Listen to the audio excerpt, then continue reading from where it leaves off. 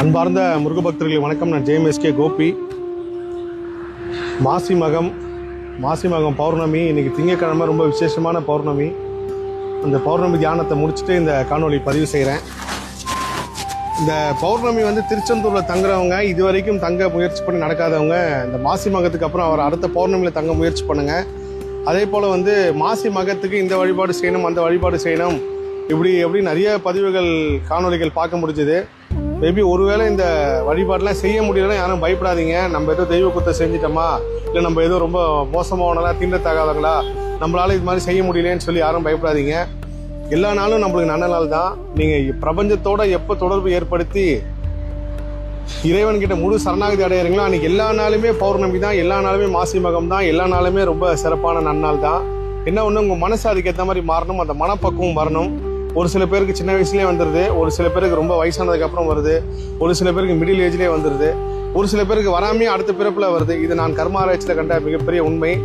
உலகம் ஃபுல்லாகவே நிறைய போர் பதற்றம், எல்லா இடத்துலையும் மக்கள் ஏதோ ஒரு வகையில் துன்பப்படுத்திட்டு இருக்காங்க. கண்டிப்பாக விரைவில் எல்லா இடத்துலையும் அமைதி நிலவணும்னு சொல்லி முருகப்பெருமான்ட்ட வேண்டிக்கிறேன்.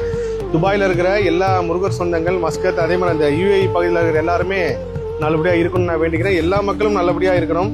ஏன் முருக பக்தர்கள் மட்டும் சொல்கிறேன்னா, எனக்கு நிறைய பேர் மெசேஜ் அனுப்பிச்சிருந்தீங்க, நீங்கள் இது சம்மந்தமாக ஒரு ப்ரேயர் பண்ணுங்கள், இது சம்மந்தமாக குரல் பதிவு போடுங்கன்னு சொல்லிட்டு.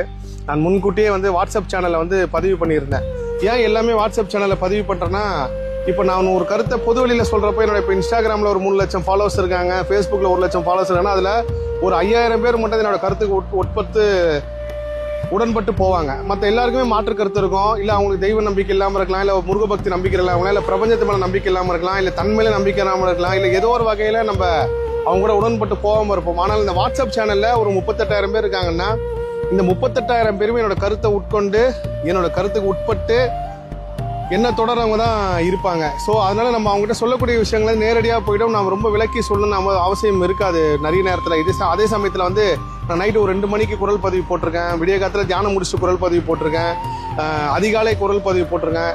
நம்ம சேனலில் அந்த குறிப்பிட்ட நம்மளை ஃபாலோ பண்ணுறவங்க இருக்கிறப்போ அது உங்களுக்கு ஒரு பெரிய சிரமமாக இருக்காது. இதுவே சோஷியல் மீடியாவில் போடுறப்போ அது ஒரு தேவையில்லாத ஒரு கேள்வியை உருவாக்கலாம். நம்மளே ஒரு சர்ச்சையான ஒரு விஷயத்தை எதுக்கு எழுப்புற மாதிரி இருக்கும். ஏன்னா நீங்கள் பக்தியும் இறை நம்பிக்கையும் கடவுள் வழிபாடும் யார் நம்புறாங்களோ அவங்ககிட்ட மட்டும்தான் நான் அதை செலுத்தணும், தவிர நம்பிக்கையில் அதில் நம்ம வற்புறுத்தக்கூடாது. அதனால தான் குறிப்பாக வாட்ஸ்அப் சேனலில் ஒரு விஷயத்தை நான் பதிவு பண்ணியிருந்தேன். என்னன்னா, நீங்கள் ஏதாவது ஒரு முக்கியமான முடிவு எடுக்கிறீங்க வாழ்க்கையில், திருமணம் சம்மந்தமாவோ இல்லை வேலை சம்மந்தமாவோ, ஒரு சில பேர்லாம் என்னோட குரல் பதிவு கேட்டு சொன்னாங்க, ஐயா நீங்கள் இந்த குரல் பதிவு கேட்கலாம், நான் வேலையை விட்டுருப்பேன்ட்டு.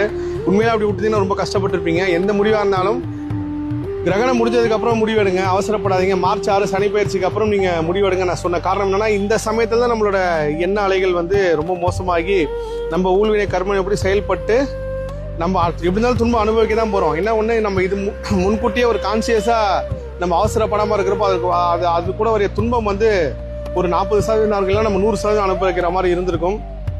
ஸோ மாசி மகம் பௌர்ணமி தியானம் நல்லபடியாக முடிஞ்சுது. விரைவில் வள்ளியூர் பயணம் மார்ச் 9ஆம் தேதி 10ஆம் தேதி 2 நாள் வள்ளியூரில் நான் இருக்கேன். அதை பற்றின காணொலி விரைவில் பதிவு செய்கிறேன். எல்லா மக்களும் நல்லா இருக்கணும். குறிப்பாக இந்த போர் பதட்டமான இருக்கிற எல்லா சூழ்நிலையில் கஷ்டப்படுற எல்லா மக்களும் இயல்பு நிலைக்கு திரும்ப நான் முருகப்பெருமானை வேண்டிக்கிறேன். எல்லா புகழும் முருகனுக்கே. நன்றி.